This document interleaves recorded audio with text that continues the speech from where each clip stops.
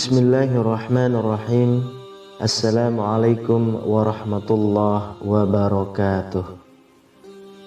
Innal hamdalillah nahmaduhu wa nasta'inuhu wa nastaghfiruh wa na'udzu billahi min shururi anfusina wa sayyiati a'malina. May yahdihillahu fala mudhillalah wa may yudlil fala hadiyalah. Asyhadu an la ilaha illallah wa asyhadu anna Muhammadan 'abduhu wa rasuluh.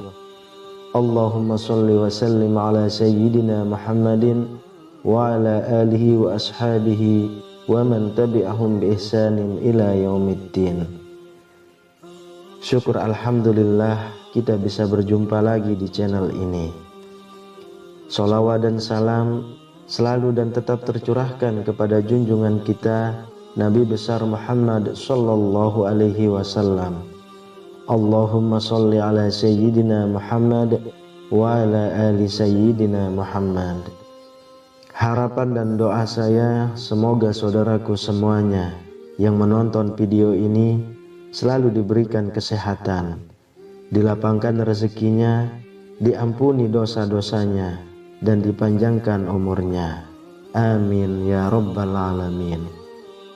Sahabat beriman yang dirahmati Allah, setiap manusia tidak akan luput dari dosa, entah itu besar atau kecil. Hanya saja agar dosa yang diperbuat bisa diampuni Allah Subhanahu wa ta'ala adalah salah satunya, yaitu dengan berdoa. Dari Anas bin Malik radhiyallahu anhu berkata, saya mendengar Rasulullah pernah bersabda, Allah Subhanahu wa ta'ala berfirman, wahai anak Adam, selama engkau berdoa kepadaku dan selama engkau berharap kepadaku, maka aku akan mengampuni dosa-dosa yang ada pada dirimu, dan aku tidak peduli. Wahai anak Adam, kalau seandainya dosa-dosamu sangatlah banyak sampai ke awan yang ada di langit, kemudian engkau meminta ampun kepadaku, maka aku akan mengampuni engkau. Wahai anak Adam, kalau seandainya engkau datang kepadaku dengan membawa dosa-dosa sebesar bumi, kemudian engkau bertemu dengan aku dalam keadaan tidak berbuat syirik kepadaku sama sekali, maka aku akan mendatangi engkau dengan ampunan pula sebesar bumi. Hadis riwayat At-Tirmizi. Hadis di atas menjelaskan tentang betapa agungnya sifat Maha Pengampun yang dimiliki oleh Allah Subhanahu wa ta'ala atas semua dosa-dosa yang telah diperbuat oleh manusia. Meskipun perbuatan dosa yang dilakukan manusia sangat besar, sebesar bumi atau setinggi langit, akan tetapi jika manusia tersebut bertaubat dengan sebenar-benarnya kepada Allah Subhanahu wa ta'ala, maka niscaya Allah Subhanahu wa ta'ala akan mengampuni dosa-dosa tersebut. Arti dari taubat yang sebenar-benarnya adalah bahwa manusia tersebut menyesali, meninggalkan, serta berjanji untuk tidak mengulangi lagi perbuatan dosa yang pernah ia lakukan. Lalu adakah dosa-dosa yang dilakukan manusia, akan tetapi Allah Subhanahu wa ta'ala tidak akan mengampuni dosa-dosa tersebut? Jawabannya adalah ada. Yang pertama adalah syirik. Syirik merupakan perbuatan yang menyekutukan Allah dengan sesuatu, misalnya dengan berhala maupun makhluk-makhluk ciptaannya. Orang yang melakukan dosa syirik disebut musyrik. Syirik digolongkan menjadi dosa yang sangat besar, dan Allah Subhanahu wa ta'ala tidak akan mengampuni dosa ini. Hal ini sebagaimana firman Allah Subhanahu wa ta'ala, Allah tidak akan mengampuni dosa syirik atau mempersekutukan Allah dengan sesuatu, dan Dia mengampuni dosa selain itu bagi siapa yang Dia kehendaki. Dan barang siapa mempersekutukan sesuatu dengan Allah, maka sungguh dia telah tersesat jauh sekali. Quran Surah An-Nisa ayat 116.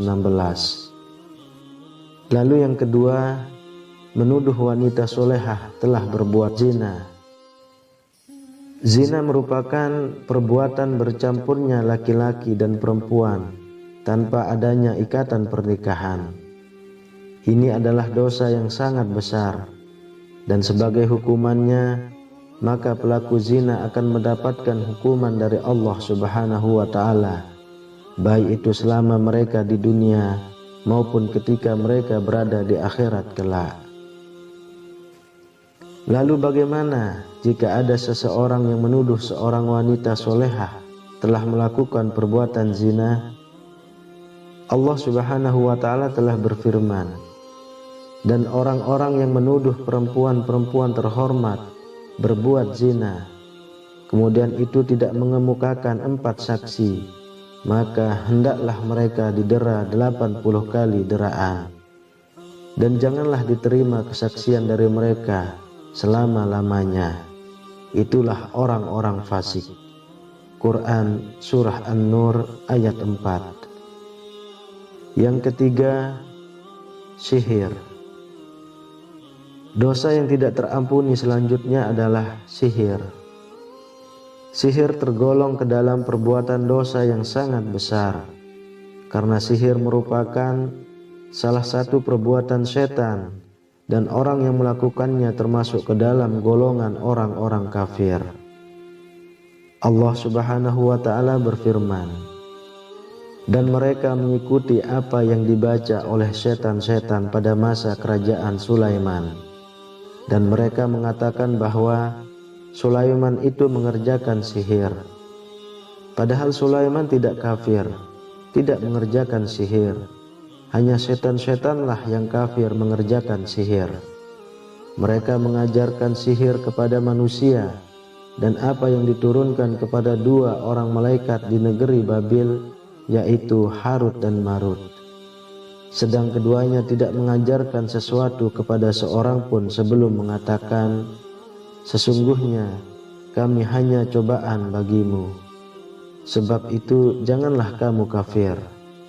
Maka mereka mempelajari dari kedua malaikat itu apa yang dengan sihir itu. Mereka dapat menceraikan antara seorang suami dengan istrinya, dan mereka itu ahli sihir, tidak memberikan mudarat dengan sihirnya kepada seorang pun kecuali dengan izin Allah. Dan mereka mempelajari sesuatu yang tidak memberi mudarat kepadanya dan tidak memberi manfaat. Sesungguhnya mereka telah meyakini bahwa barang siapa yang menukarnya kitab Allah dengan sihir itu, tiadalah baginya keuntungan di akhirat, dan amat jahatlah perbuatan mereka menjual dirinya dengan sihir kalau mereka mengetahui. Quran Surah Al-Baqarah ayat 102. Lalu yang keempat, membunuh jiwa yang Allah haramkan kecuali dengan hak. Maksudnya adalah manusia baik itu muslim maupun non-muslim haram untuk dibunuh tanpa adanya alasan yang dibenarkan oleh syariat. Hal ini sebagaimana firman Allah Subhanahu wa Ta'ala, dan janganlah kamu membunuh jiwa yang diharamkan Allah untuk membunuhnya kecuali dengan suatu sebab yang benar. Quran Surah Al-An'am ayat 151. Barang siapa yang membunuh seorang manusia bukan karena orang itu membunuh orang lain, atau bukan karena membuat kerusakan di muka bumi, maka seakan-akan dia telah membunuh manusia seluruhnya. Quran Surah Al-Ma'idah ayat 32. Yang kelima adalah memakan harta anak-anak yatim. Memakan harta yang menjadi hak anak-anak yatim dengan cara yang batil adalah termasuk perbuatan zalim, dan itu merupakan dosa yang sangat besar. Hal ini sebagaimana firman Allah Subhanahu wa Ta'ala, dan berikanlah kepada anak-anak yatim itu harta-harta mereka, dan janganlah kalian mengganti yang buruk dengan yang baik. Jangan mencampurkan harta mereka ke dalam harta kalian. Sesungguhnya perbuatan itu merupakan dosa yang besar.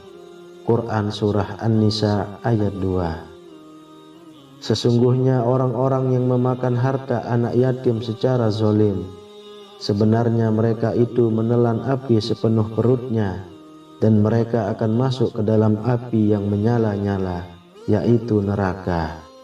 Quran Surah An-Nisa ayat 10. Kemudian yang keenam, meninggalkan peperangan atau jihad. Para ulama telah sepakat bahwa meninggalkan medan peperangan, jihad adalah salah satu bentuk perbuatan dosa besar. Allah Subhanahu wa ta'ala juga telah berfirman terkait hal ini. Hai orang-orang yang beriman, apabila kamu bertemu dengan orang-orang yang kafir yang sedang menyerangmu, maka janganlah kamu membelakangi mereka mundur. Barang siapa yang membelakangi mereka mundur di waktu itu, kecuali berbelok untuk siasat perang atau hendak menggabungkan diri dengan pasukan yang lain, maka sesungguhnya orang itu kembali dengan membawa kemurkaan dari Allah, dan tempatnya adalah neraka jahanam, dan amat buruklah tempat kembalinya. Quran Surah Al-Anfal ayat 15-16. Sahabat beriman yang dirahmati Allah, demikianlah 6 dosa yang tidak akan diampuni oleh Allah Subhanahu wa ta'ala walaupun dengan bertaubat. Semoga kita semuanya dijauhkan dari perbuatan-perbuatan dosa tersebut, dan semoga kita dapat menjadi hamba-hambanya yang selalu beriman. Amin ya rabbal alamin. Wallahu a'lam bissawab. Demikian yang bisa saya bagikan, semoga bermanfaat untuk kita semua. Assalamualaikum warahmatullahi wabarakatuh.